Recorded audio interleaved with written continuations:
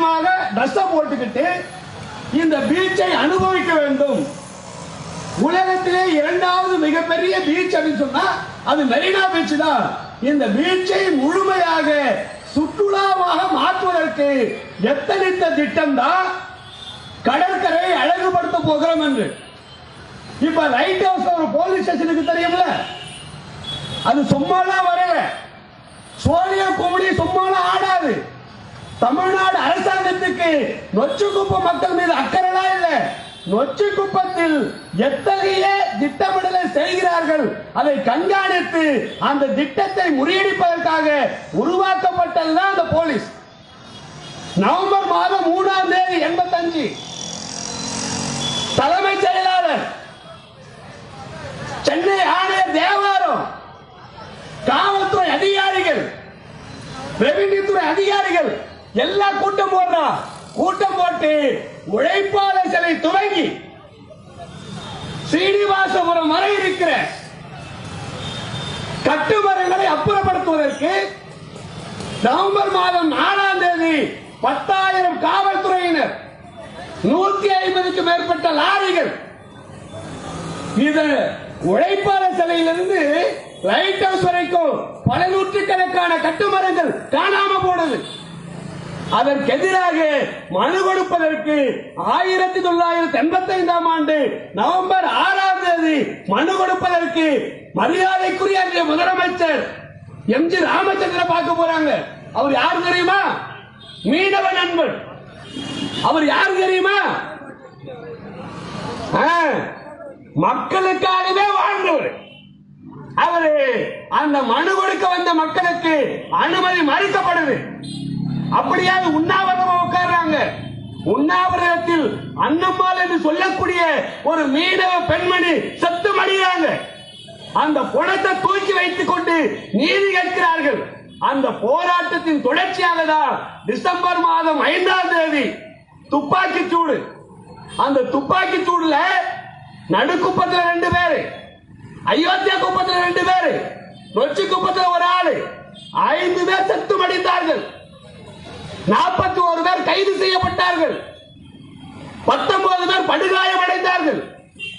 8 பேர் மீது கடுமையான வழக்கு. எதற்காக? இந்த கடலும் இந்த கடற்கரையும் எங்களுக்கானது, எங்களுடைய வாழ்வாதாரத்திற்கானது. இந்த வாழ்வாதாரத்தை நாங்கள் இழக்க மாட்டோம் என்ற நியாயமான கோரிக்கை வைத்ததற்கு தமிழ்நாடு அரசாங்கம் எம்ஜிஆர் அவர்கள் கொடுத்த பரிசு 5 பிணம் உழுந்தது. 19 பேர் சாவ பழிக்க போனா, 41 பேர் ஜெயிலுக்கு போனா. இன்றைக்கு அதே வேலையை தான் தமிழ்நாடு அரசாங்கமும் சென்னை மாநகராட்சி செய்யறாங்க. இப்ப நடந்த ஒரு போராட்டம், மும்மொழி கொள்கையை நாங்கள் வரவேற்க மாட்டோம், எதிர்ப்போம் என்று. ஆனால் சென்னை மாநகராட்சி தமிழ்நாட்டின் தலைமையகத்தில் இருக்கிற பகுதி. இந்த சென்னை மாநகராட்சி நீல கொடி திட்டத்திற்கு ஒரு திட்டத்தை அறிவிக்கிறார்கள். அந்த திட்டம் 295 பக்கம் ஆங்கில உரை. ஏன் தமிழ் தெரியாத மேயருக்கு, கமிஷனருக்கு தமிழ் தெரியாதா? ஏன் சொன்னா தமிழ்ல அந்த திட்டம் முழுமையாக வெளிவந்தா நொச்சிக்குப்பத்தில் இருக்கிற மீனவ மக்களுக்கு தெரியும், சீனிவாசபுரத்துக்கு மக்களுக்கு புரிஞ்சிடும், பட்னபாளையத்துக்கு புரிஞ்சிடும்.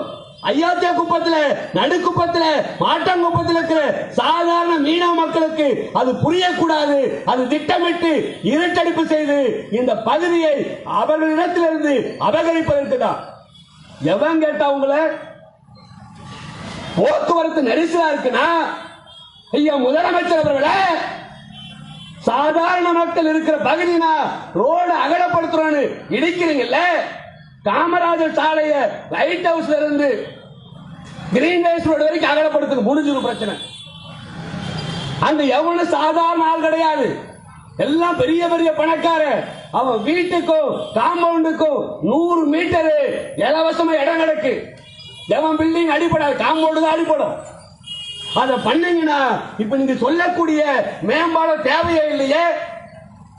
நான் கேட்கிறேன், நீல கடன் சொல்லி நம்ம பார்த்தோம்ல கோவா பீச்ல, மொரிஷியஸ் பீச்ல பாப்போம்ல படத்துல, நீட்டா ஈசி சேர் மாதிரி போட்டுப்பாங்க. ஒரு கொடைய வைப்பாங்க. இந்த பக்கம் ஒரு சேர் இருக்கும், இந்த பக்கம் ஒரு சேர் இருக்கும், நடுவுல ஒரு டீப்பாய் இருக்கும், டீப்பாயில பீர் இருக்கும், எல்லாம் இருக்கும். தண்ணியே போவாங்க, குளிப்பாங்க, இங்க வந்து மல்லாக்கா படுத்துப்பாங்க. இப்படி உழைப்பாளர் சிலையிலிருந்து சீனிவாசபுரம் வரைக்கும் போனா நொச்சிக்குப்பம் மிகப்பெரிய மீனவ கிராமம். அங்க இருக்கக்கூடிய என்னுடைய மீனவ சகோதரர்கள் மீன் பிடிக்க எப்படி போறது? மீன் பிடிக்காதனே, நீ ஏன்டா கட்டுமானத்தை எடுத்துட்டு போற? நீ ஏன்டா தூண்டி எடுத்துட்டு போற? நீ போகாத, மீன் பிடிக்கணுமா? அங்க பழையற்காடுல இருக்கிற அதானியோட துறைமுகத்துக்கு போங்க, ஸ்டீம் போட்டு வச்சுக்கிட்டு லட்சக்கணக்கான டன் மீன்களை அள்ளி கொண்டு வாங்க.